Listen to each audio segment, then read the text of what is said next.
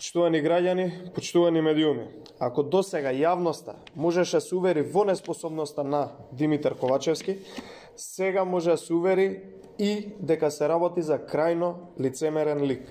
Имено по насока на неговите политички ментори во СДСМ, Ковачевски зборуваше за проектот Скопје 2014 година, нарекувајќи го криминален проект.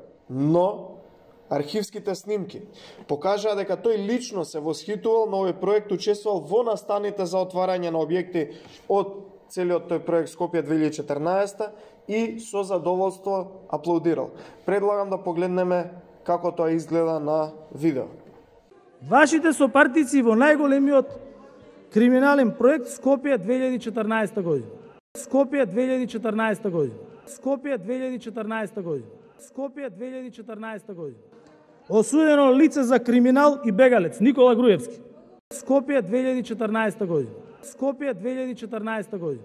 Скопје 2014 година. Како дел од криминалот на Груевски и вашата партија. Добрајте овде.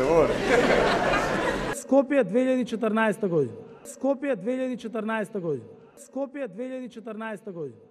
Руда копате.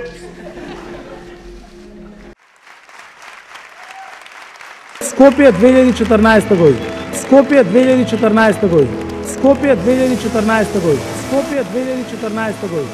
Скопје 2014 година. Скопје 2014 година.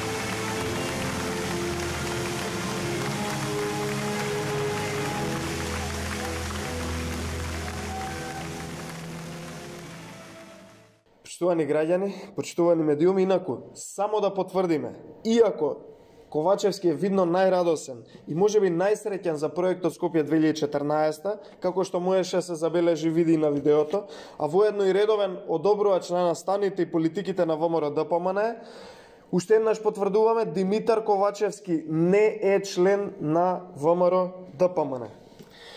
Почитувани, се гледа дека Ковачевски е видно среќен на отварањето на Македонскиот народен театар во 2013 година како дел од проектот Скопје 2014 и практично ова што го видовте на ова видео, тоа е таа дволичност на Ковачевски кој сега како премиер го критикува целиот проект Скопје 2014. Сега, на кој Ковачевски да му веруваме? На оној од 2013 година кој што е видно радосен и во првите редови седнати аплаудира на проектот Скопје 2014 или на овој Ковачевски кој што денес чита напишан текст од неговите политички ментори. Почитувани, Ковачевски бил во првите редови со аплаузи, со радости, со почести, со сите нишани на тоа што денес го нарекува криминален проект, осудено лице или криминал на ВМРО ДПМН.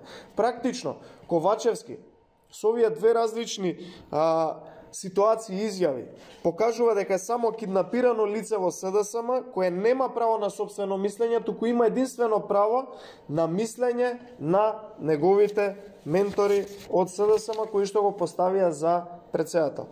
Човек без сопствено мислење, како Ковачевски, гледаме и самите дека не може да води држава. Тоа го видовме изминативе неколку месеци. Очигледно е, Ковачевски нема свој интегритет, тој е воден за рака од своите политички ментори во СДСМ и безпоговорно чита тоа што ќе му го напишат. Затоа велиме дека тој човек нема што ново да понуди. Тоа го видовме изминативе неколку месеци. Сега е уште полошо од најлошото време на Зоран Заев, а знаеме и самите колку беше лошо во времето на Заев. Затоа уште еднаш велиме, ајде господине Ковачевски, охрабрете се, проверете си го својот легитимитет помеѓу граѓаните и излезете на избори. ВМРО ДПМН понуди рака и отворена помош со експерти во тој меѓупериод до изборите се надминат сите кризи кои што за жал ова влада на СДСМ ги создаде и ја втурна Република Македонија во нив. И тоа само заради една единствена причина, поради нивната безидејност, лицемерие и неспособност, затоа што не знаат да водат држава.